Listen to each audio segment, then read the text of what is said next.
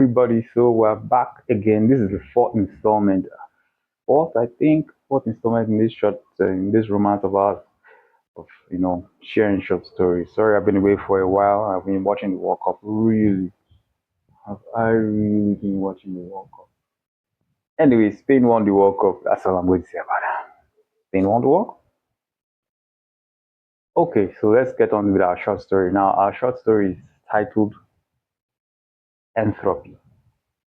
It initially or still wherever I wrote it, it's still written as torrents. But I've been thinking about it a lot, and I think aptly titled Entropy. So you know, the short synopsis. There have been love triangles all over literature, all over our normal lives.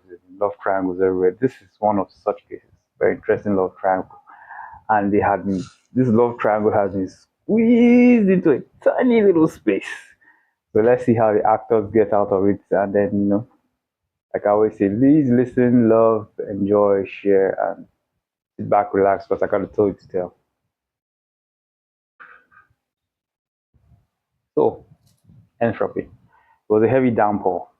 The rain pelted that small car so hard that you'd have feared for the safety of the occupants had you heard the torrents. The rain came with its own voice, the sound of a million droplets pitter-pattering on a hard surface, seeking to drown out everything under it. We had surmised that the rain had secretly tried to break into the sanctuary of the car, or in reverse, must have been trying to stop something of equal terror from getting out. You'd be right. If anyone wanted to get out of that vehicle, it would be Shegun. He had been the only occupant in the vehicle that spoke. He chatted nervously, laughing at his own jokes, desperately trying to get everyone else into conversation, but nobody paid him any mind.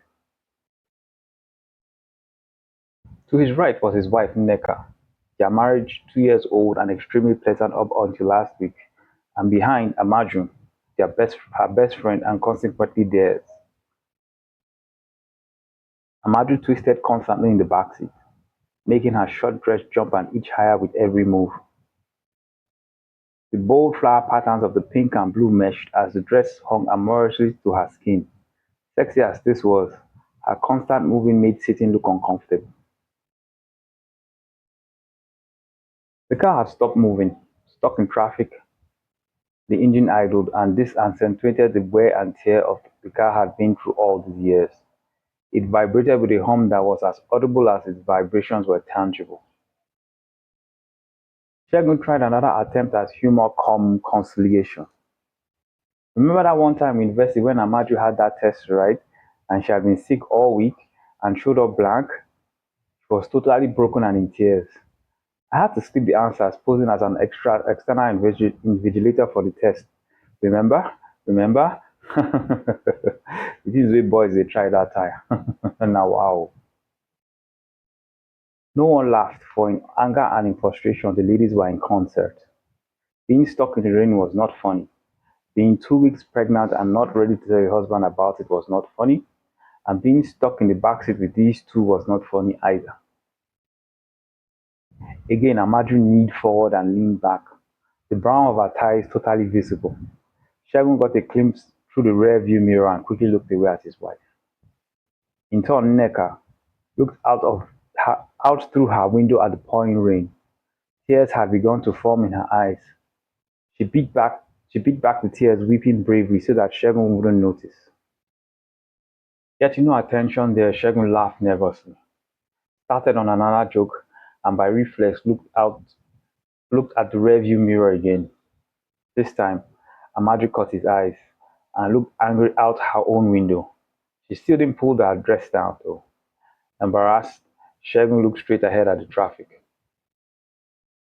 Tongue-tied now, he made no further attempt at jokes. He furrowed his brow and prayed that the traffic would let up. They all secretly prayed. Nneka shuddered from her weeping and wrapped her arms around herself. She rubbed her arms with her hands, ruffling the dark red jacket with black sleeves she had on. They had become threadbare and the fluff was coming out of the fabric, leaving it frizzy and rough to touch. She loved that jacket and she would never throw it out.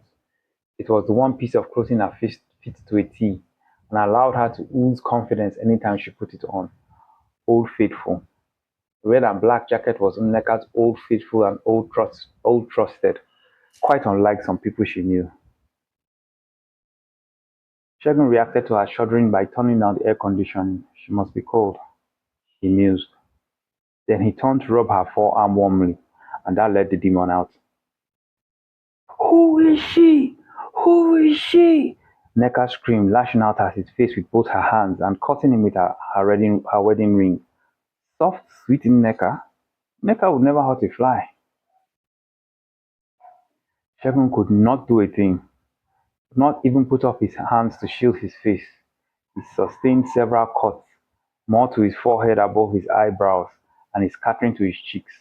Blood trickled down his face and mixed with his tears. She stopped hitting him but kept screaming, Who is she? Who is she? I want to know! I want to know! Her face was contorted, crazed, and demonic. Shagun didn't recognize her anymore. This couldn't be soft, sweet, gentle Neka. He couldn't believe it, would not believe it. Tell me! Tell me! Neka began hitting him again, further lacerating his face. Still, he made no attempt at defending himself. He stared at her face. Neka was in there somewhere, bent. She buried her face into her own hands. From your actions, my mother told me you were seeing someone. I refused to believe her. Then Amaju said it. She's saying she had proof. I didn't want to believe her. But you've been acting all nervous and funny, especially when Amaju is around. Then I knew she must have something on you. Why won't you just tell me? Neka said, sobbing uncontrollably. With that, Shegun turned to Amaju in the back seat, face all bloodied, and stared her down, and said, The only woman I have ever been besides you in the last 6 years is Amaju. And that was a fling in university, when you and I were just begun dating. Only recently she has been asking to sleep with me, and I have repeatedly told her no. Shegun did not turn away from Amaju all through his conversion. The truth had been told and it would be enough. Neka went slack-jawed. She turned to stare at her best friend. Amaju looked away from her window and stared back at the couple, sizing them up. All she saw was two little people. She wondered why she had always wanted what they had.